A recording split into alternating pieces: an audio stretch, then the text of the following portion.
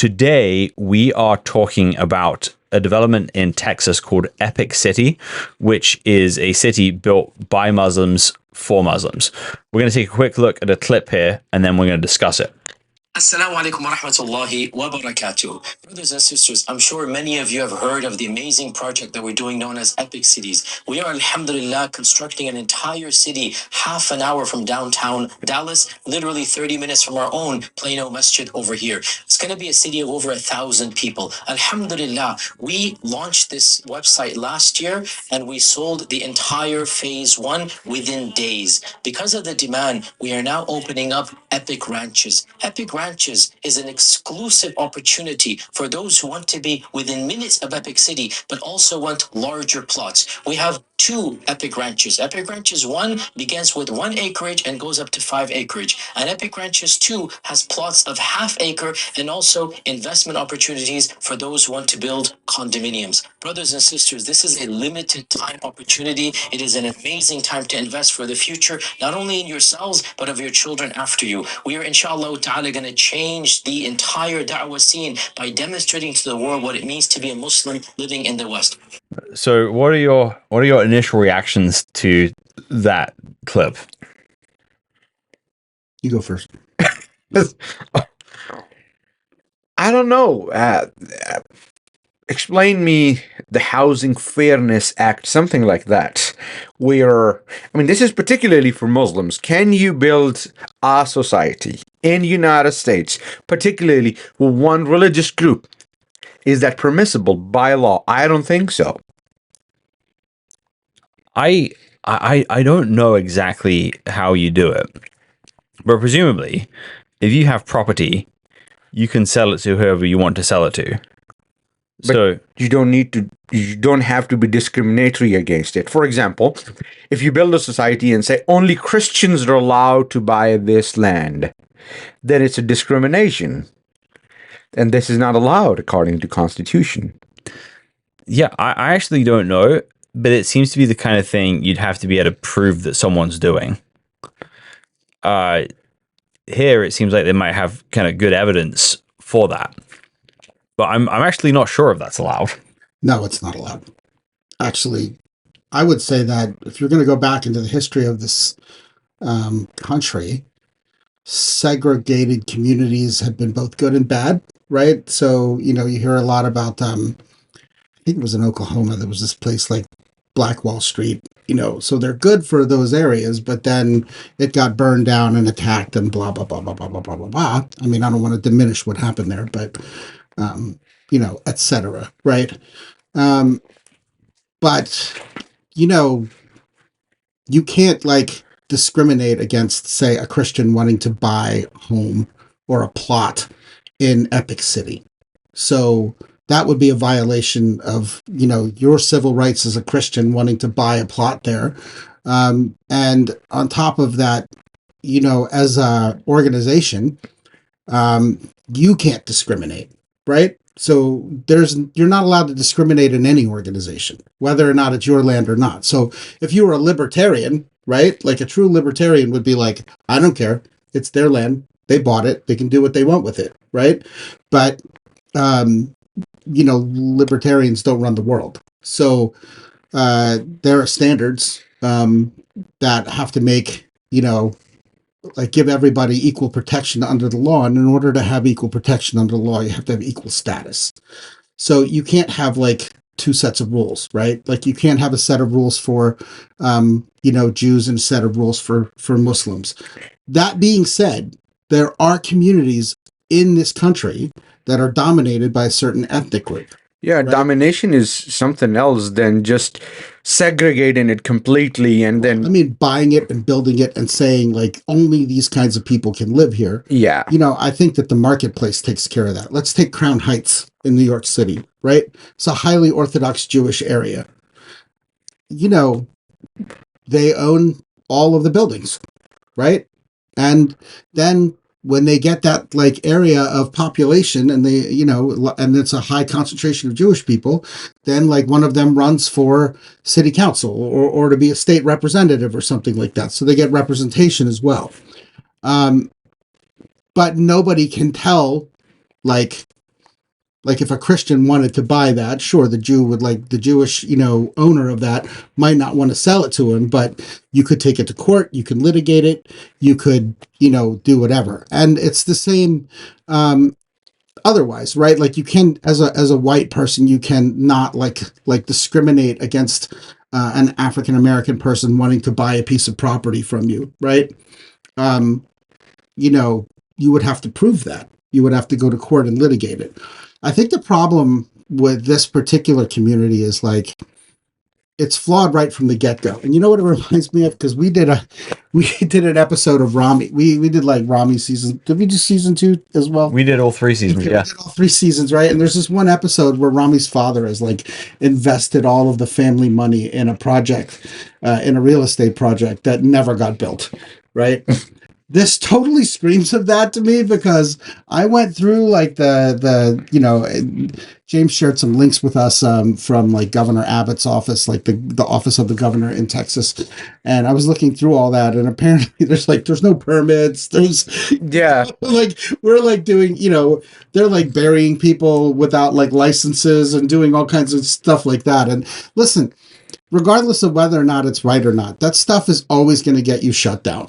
Right? I know that it's probably not popular in the state of Texas to do it. I know that there's probably a ton of pushback. I think we actually heard about it from somebody who commented on one, from a commenter on one of our videos. No, actually, somebody just emailed us through the website and asked us for feedback about it. Oh, okay. It's from Texas and from the area right next door. From the area. And also, I would like to add one thing, that this idea of segregating societies is not something that I personally want, or neither any one of us who see a society where everyone, regardless of their religion, lives side by side. My next door neighbor can be Jew or Muslim or Buddhist or whatever they want to be, but I don't want to have traveling 25 miles north and having a complete different set of people society. Doesn't matter, Muslim, Christians, Buddhists, Jews, whatever.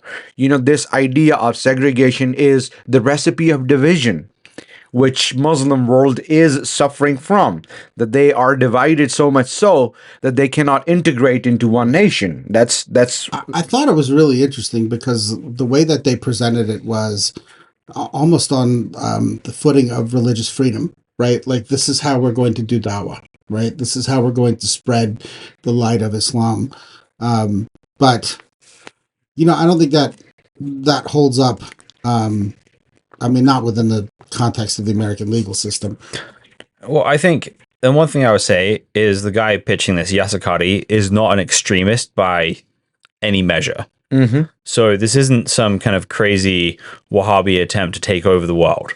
Yasakari is a man of conscience who was put on a hit list by ISIS for speaking out against them when they were kind of doing their thing. And I think there's ways you could probably do something like this legally. If you can buy the land and make the pitch.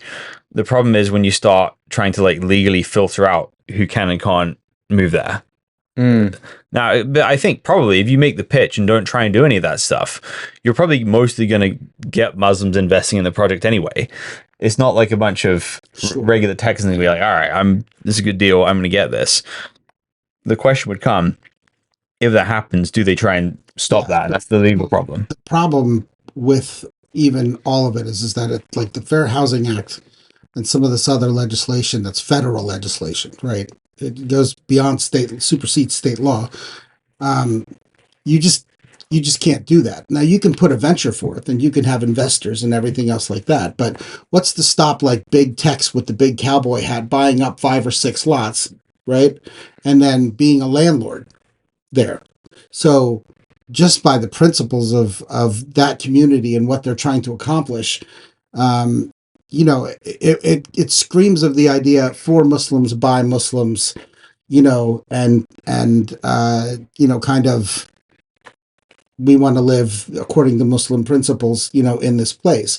And, having a foreign influence like that would clash with that worldview. So, but Big Tex with the big cowboy hat is completely legal to buy that. Like if he wants to buy it, he can buy it, and they have to sell it to him, or don't sell it at all, or sell it to somebody else, but prove that he wasn't the highest bidder or whatever, right? So I don't think it's legal in any sense. Like I would disagree with you on there. Like you could probably try to do it, but eventually you're going to run into problems. Oh yeah, many problems, not just one. Yeah, I mean, and then think about it in a parallel sense, right? Like you can't have all white communities. You know,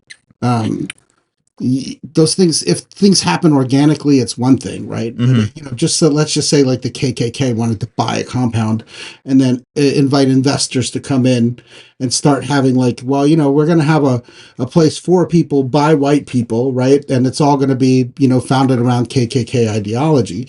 And I would say just as the three of us, I've been in America like the longest, right? It's patently un-American. It's patently un-American.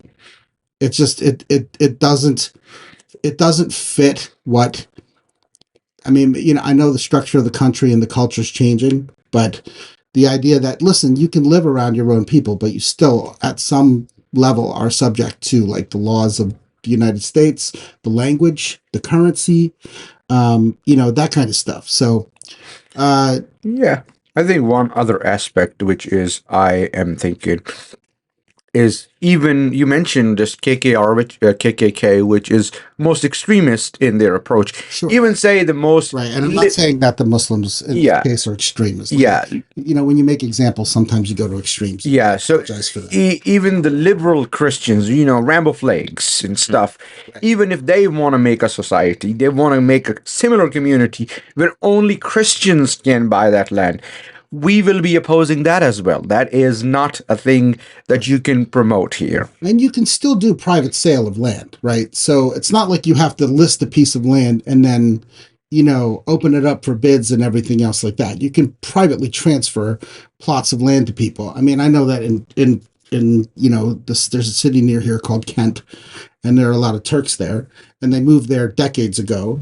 And, when they were building homes, 5 or 6 families bought houses all together, right? So it's a Turkish cul-de-sac, right? Like, their families grew up together and whatever. When I was in New Jersey, I was from Trenton, New Jersey. There was an Italian section. It was called Chambersburg. And that's where there's a lot of funny stories out of Chambersburg because that's where the mob was. But it was a very Italian restaurant, a very Italian area. They had Italian restaurants and Italian bakeries and Italian people and Italian grandmas sipping espresso on Sunday, on their porches. But, the economics of the situation, neighborhood decayed, and, now it's no longer Italian. The Italians all moved out. So I think that's more along the lines of how these things happen in America. We have a Chinatown right here in Seattle. We have a Chinatown in, like New York City. So yeah, I think that's more like the model. Like it's existing, and it happens organically. But once you start trying to socially engineer it, I think you can run into like a lot of problems, particularly, and then my last words, right, in a litigious society. Like we live in a litigious society now, right? And a lot of people are like going to see this and go, well, I'm not going to let that happen. So I'm going to try and buy a piece of land and then I'm going to sue them. Mm-hmm. Yeah. My closing thoughts on this are that I think were I the governor of Texas, or just from a political perspective, having socially engineered separate communities in the country would be worrying to me. Yeah, on several levels. But I think it's really important that anything you do to oppose such communities needs to happen within existing legal frameworks. People shouldn't invent new legal frameworks to try and stop things like this. Right? Agreed. So, but for most people listening to this, you're not the governor of Texas or have any legal power to stop anything like this.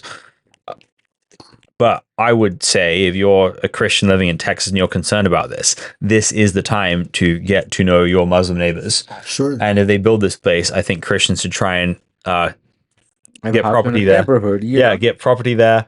Start a church there. I mean, we move in. Almeida should buy something there, right? Like, even if it's just like the Almeida swimming pool or something. Yeah. Yeah. So I think that, again, there's two responses. There's the state response to this, there's the legal response to this, and then there's the personal response to this. And it's really important that whatever your political opinions are on this, you don't let this be an excuse to alienate your Muslim neighbors, and that you actually get closer towards people, and that because fundamentally these things will not change through law. These things will change through cultural transformation, and culture comes from individuals. It comes through people. Yep. So now is the time to plug in.